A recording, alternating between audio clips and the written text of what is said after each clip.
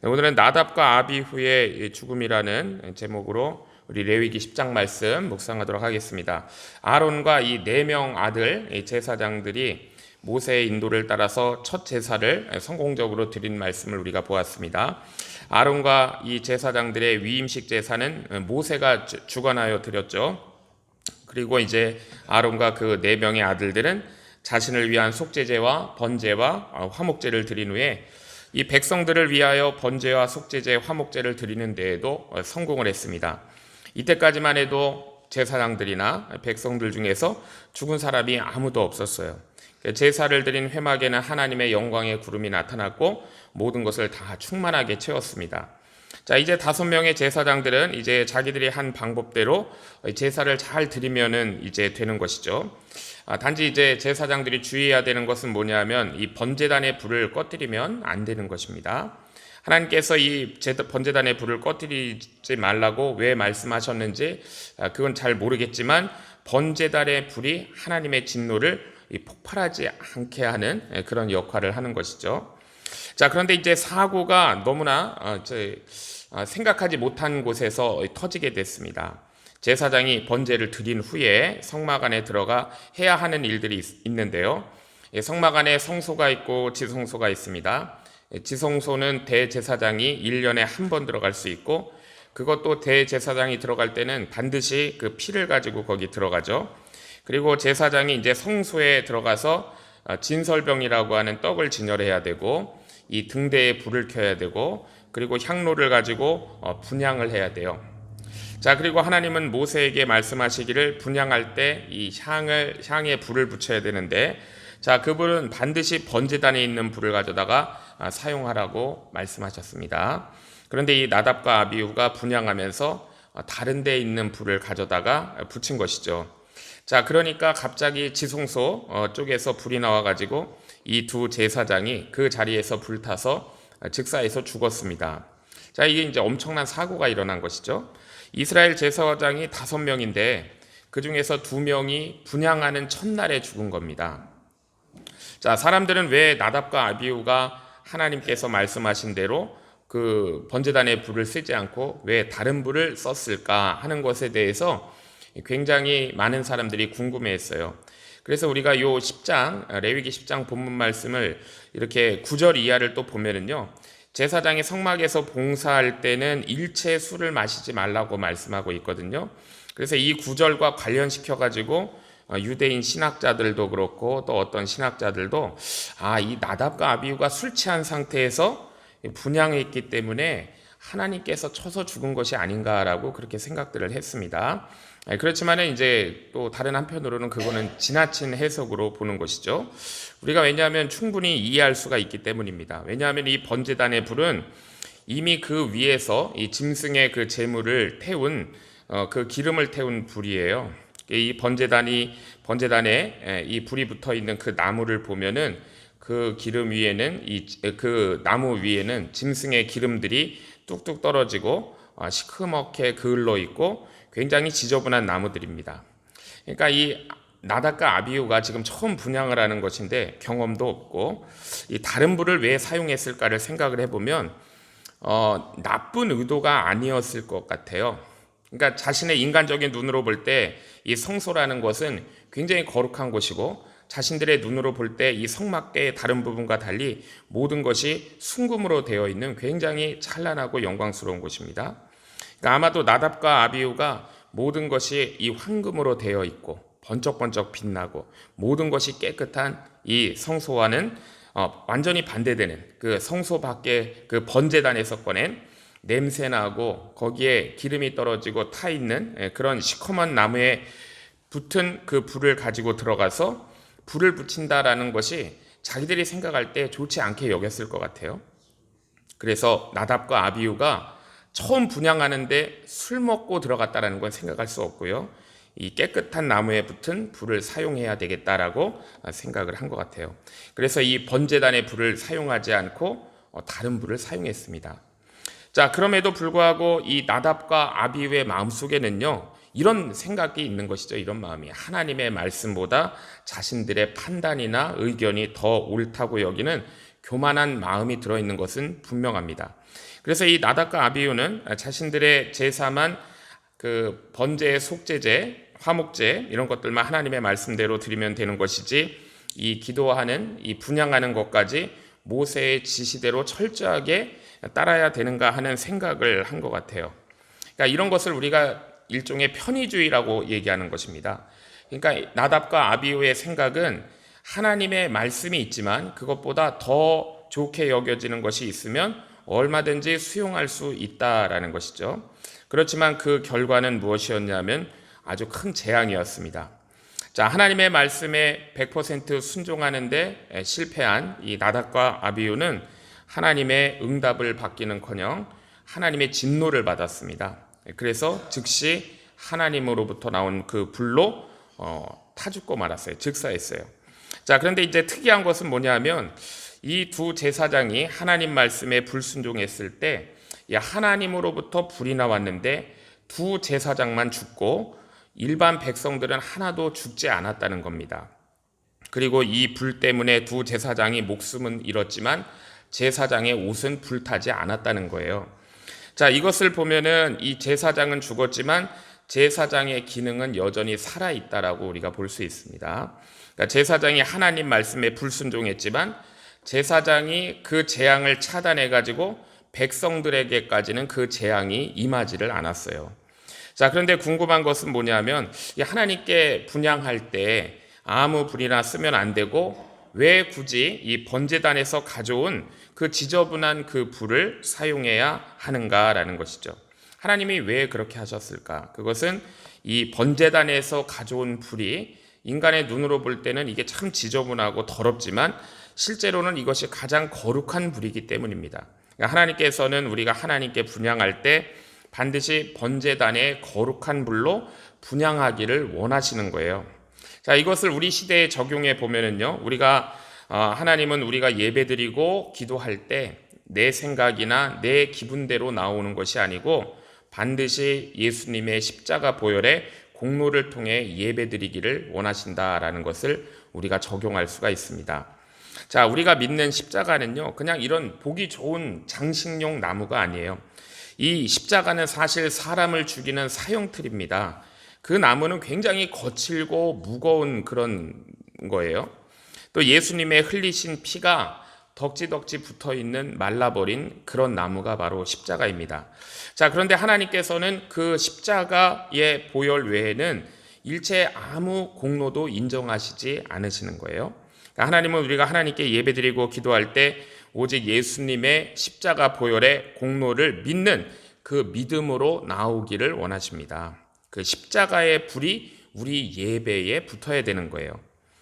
자, 하나님께서는요, 이 다른 일에는 우리 인간들의 생각에 양보하실 때가 많이 있습니다. 문화라든지 우리 생활과 관계되는 것들에 대해서는 우리의 생각들을 하나님께서 많이 인정해 주세요. 그러나 이 구원과 관계되는 일, 하나님께서 직접 기름 발라서 구별한 것은 절대로 우리 인간의 생각으로서는 바꿔서는 안 되는 것이 있죠. 그래서 사도 바울은요, 아테네 사람들에게 사도행전 4장에 보면 천하 인간의 구원을 얻을 만한 이름을 우리에게 주신 일이 없다라고 했습니다.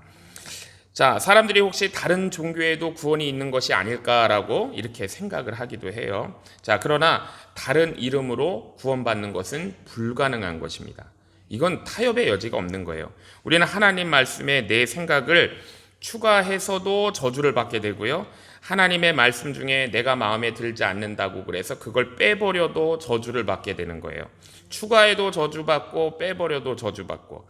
그러니까 나답과 아비후는요, 이 정말 시커먼 그런 기름덩어리가 덕지덕지 붙어 있고 이 좋지 않은 냄새가 나는 그 불로 분향하지 않았습니다. 자, 그러나 그 불이 비록 아름답지 못하고 좋지 않은 기름 타는 냄새가 난다고 할지라도 하나님은 그 불을 바치기를 원하시는 거예요. 왜냐하면 그 불이 바로 하나님께서 가장 사랑하시는 아들을 나타내는 불이기 때문입니다. 자, 이 나답과 아비후라는 두 제사장이 제사드린 첫날에 분향하다가 하나님의 진노로 죽어버린 이 사건은 다른 제사장들하고 일반 백성들에게 너무나 큰 충격을 줄 수 있는 일이죠. 두 명의 제사장이 하나님께 분향하다가 죽었기 때문에 그 이후로는 다른 백성들이나 제사장들이 하나님께 분향하는 일을 굉장히 꺼릴 수가 있습니다. 두려워하겠죠. 그래서 하나님께서는 모세를 통해서 아론에게 이제 말씀을 주셨는데요. 3절에 보면은 하나님은 결코 이스라엘의 그 제사장이나 백성들에게서 업신여김을 당하지 않겠다고 말씀하세요. 자, 그러면 하나님께서 제사장이나 백성들로부터 업신여김을 당하지 않는다는 것의 의미가 무엇인가요?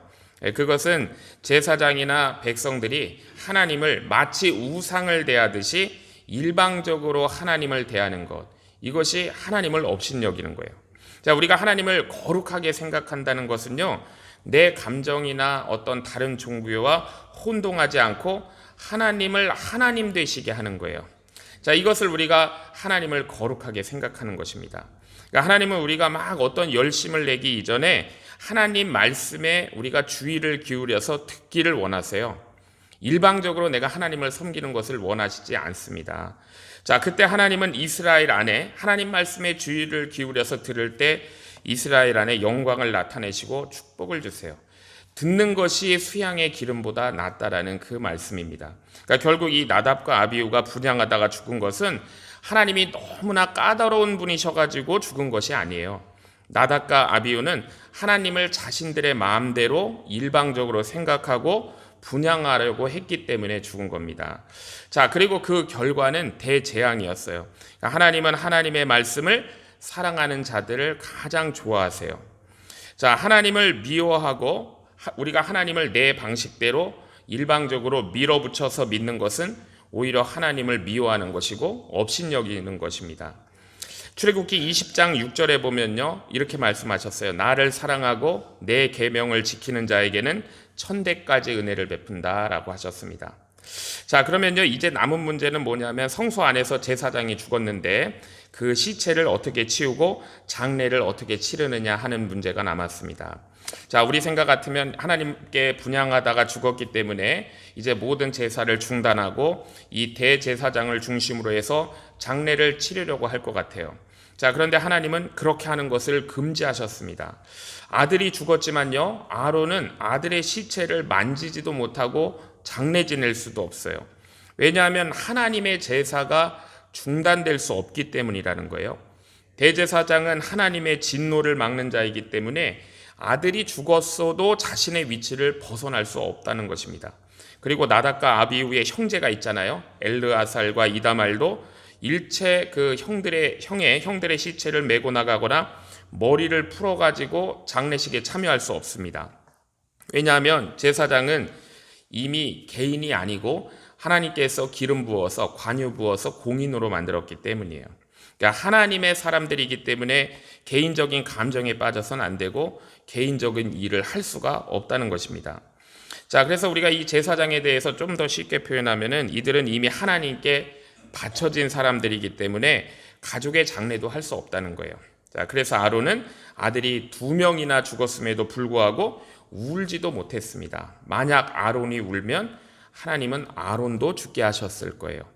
자, 그래서 모세는 아론의 사촌인 미사엘과 엘사반을 불러가지고 죽은 두 제사장을 짊어지고 회막 밖으로 들고 나가서 이스라엘 진 밖으로 나가라라고 했습니다. 자, 모세는 아론과 그 아들들에게 자신의 아들과 형이 죽었다고 해서 울지 못하게 했어요. 곡하지 못하게 했습니다. 또 죽은 자들을 위해서 아론과 살아있는 아들 제사장들이 머리를 풀거나 옷을 찢지 못하게 했어요. 왜냐하면 그들은 한 개인이기 이전에 하나님의 제사장들이기 때문에 사사로운 감정에 사로잡힐 수 없다. 그것을 표현할 수 없다라고 하십니다. 자, 또 7절에 보면은요, 제사장은 그 머리에 하나님의 기름 관유가 있다라고 말씀하세요. 자, 그래서 자기 마음대로 성막을 떠날 수 없다는 거예요. 그래서 이 죽은 두 제사장의 장례는 이스라엘 일반 백성들이 치렀습니다. 그리고 그들이 두 제사장을 장례 치르면서 자기들이 죽을 것을 대신해서 이들이 죽은 두 제사장을 생각하면서 슬퍼했어요. 자, 그때 하나님께서 이스라엘 백성들에게 또 은혜를 주셨고 결국 이 두 제사장은 하나님의 말씀을 소홀히 여겨서 죽기는 했지만 결국은 이스라엘 백성들의 하나님의 진노가 임하는 것을 막았기 때문에 자신들의 사명을 다하고 죽은 제사장들이에요. 자, 또 8절에서 9절에 보면은 하나님은 아론에게 다시 말씀을 하셨습니다. 지금까지는 원래 하나님께서 모세에게 말씀하시고 모세가 다시 아론에게 그 말씀을 전했는데 이제는 여호와께서 하나님께서 아론에게 직접 말씀하신 거예요. 자, 이것은 이제 두 제사장의 죽음과는 상관없이 하나님의 뜻이 이루어지고 있다라는 것을 우리에게 보여주고 있습니다. 그러니까 하나님은 두 아들이 잘못했다고 해서 아론에게 그 책임을 묻지 않으세요.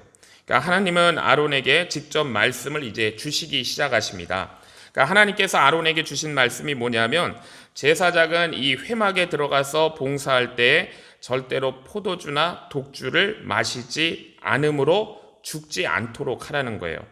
자, 이것은 이제 뭐 한국적인 문화와는 많이 다른 부분이죠. 이스라엘 사람들이 식사할 때 포도주나 다른 그런 술들을 음료로 여기고 마셨던 문화입니다. 그런데 이제 그렇게 술을 많이 마시지는 않았겠지만은 그 마시다 보면 사람이 취할 수도 있는 거잖아요.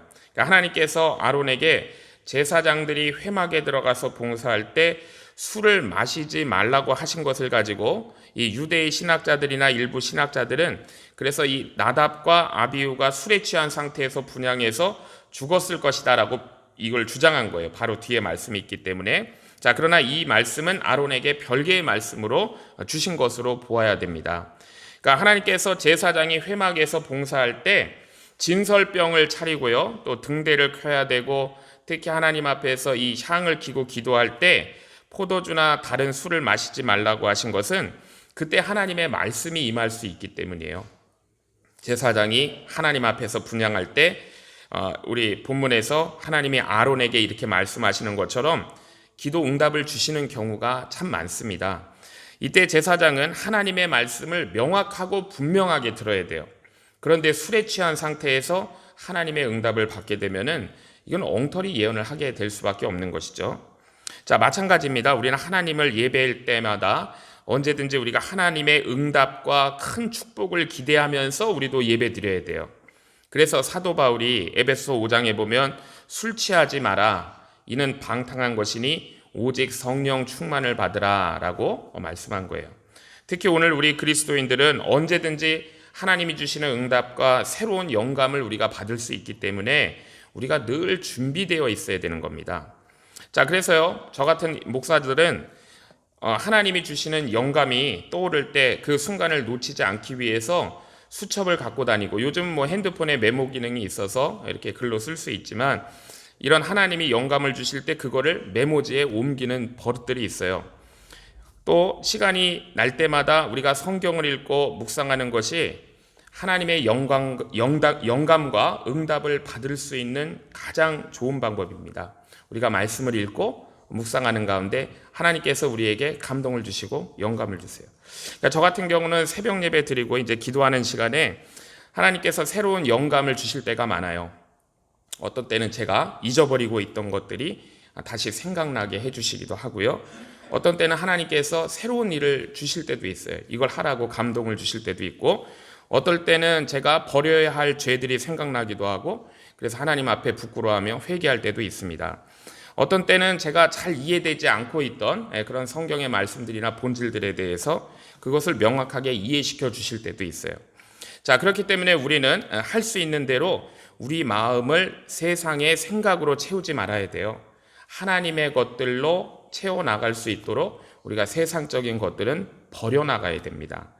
자, 그 다음에 이제 본문 10절에서 11절에 보면 제사장이 가장 잘 분별해야 되는 것이 뭐냐면 거룩한 것과 부정한 것들이에요. 그렇기 때문에 술 취하면 안 돼요. 거룩한 것과 부정한 것을 술 취한 상태에서 어떻게 분별할 수 있겠어요?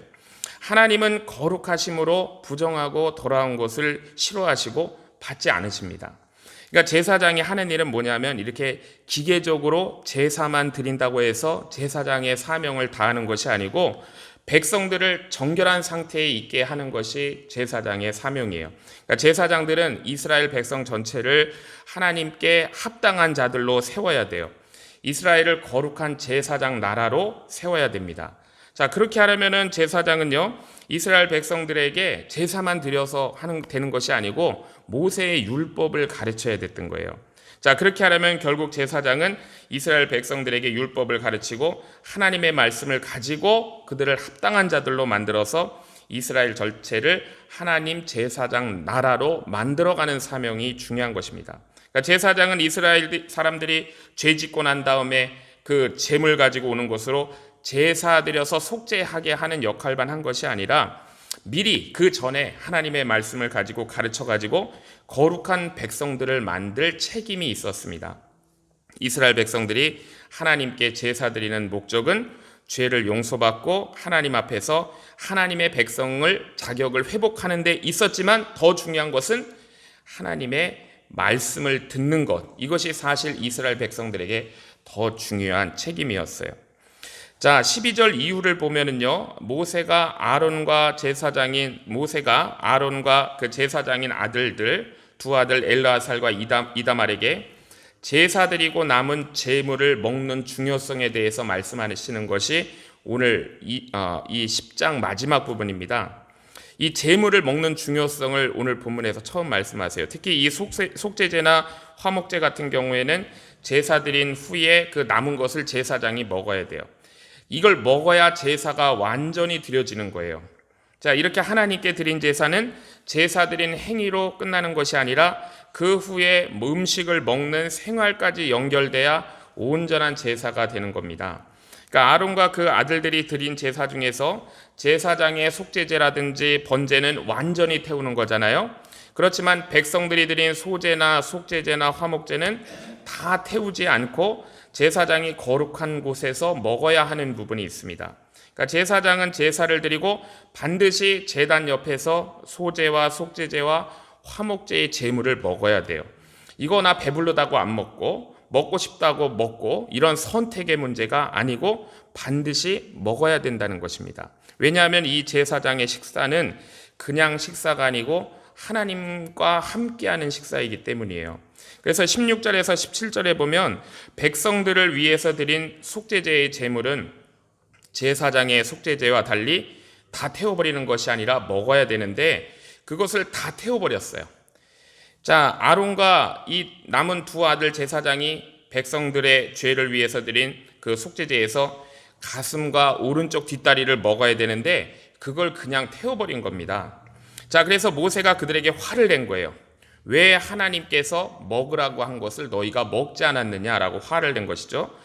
백성들의 죄는 이 제사장이 그 고기를 먹음으로 속죄되는 것이기 때문입니다. 그러니까 제사장은 백성들의 그 속죄제물을 먹음으로 백성들의 죄를 자기가 소화하는 거예요. 그래서 자기가 소화해서 하나님께 기도하고 변명하고 책임지게 되는 겁니다. 자, 그런데 이 아론과 두 아들들이 형들이 분향하다가 죽어버렸잖아요. 그러니까 겁이 나가지고 감히 이 속죄 제물에 대해서 건드리지 못하고 먹지 못하고 다 불에 태워버렸습니다. 그때 아론이 모세에게 이 두 아들들을 위해서 변명하는 것이 19절과 20절 말씀이에요.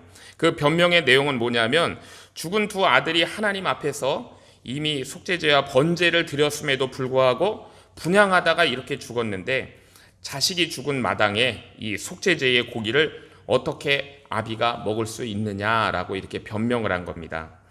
자, 아론은 내가 아무리 제사장이라고 해도 자식이 둘이나 죽은 마당에 이 속죄제의 제물은 이 상황에서는 내가 도저히 먹을 수 없었다라고 그렇게 변명을 한 거예요. 자, 그때 모세는 그 아론의 그 심정을 이해하고 더 이상 그것에 대해서 말하지 않았다라는 것입니다. 자, 오늘 말씀이 레위기 10장이 많은 내용을 담고 있는데요. 자, 우리는 하나님 앞에서 내 감정에 사로잡히지 말아야 되겠다라는 것을 오늘 말씀을 통해 우리가 듣게 됩니다. 하나님이 부어주실 응답과 새로운 영감을 우리가 바라보고 늘 새로운 마음으로 준비되어야 하겠습니다. 그런 저와 주의 성도님들 다 되시기를 주의 이름으로 축복합니다. 기도하겠습니다. 하나님 아버지, 오늘도 주신 말씀 통하여 하나님께 나아가는 길이 무엇인지 깨닫게 하시니 감사합니다.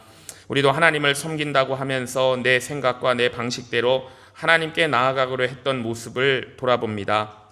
우리가 하나님께 드리는 예배와 기도가 우리의 감정과 형식적인 것이 아니고 예수 그리스도의 십자가를 통해 드려지는 참된 예배와 기도되게 하여 주시고 우리의 삶도 주님 앞에 십자가의 은혜로 드려지는 산 제물 되게 하여 주시옵소서. 주의 말씀보다 내 판단을 앞세우지 않게 하시며 늘 말씀 앞에 겸손히 순종하는 주의 백성 되게 하여 주시옵소서. 또한 주님께서 거룩하심으로 저희도 이 세상에서 구별되고 정결한 삶을 살게 하여 주시옵소서. 우리를 세우신 삶의 자리에서 성령 충만함 가운데 살게 하시고 말씀을 듣고 세상을 분별하며 오늘 들은 말씀을 삶으로 살아내는 우리의 예배와 삶이 하나님께 받으실 향기로운 제사 되게 하여 주시옵소서. 오늘 하루도 주님께 맡겨드리고 의지하며 예수님의 이름으로 기도하옵나이다.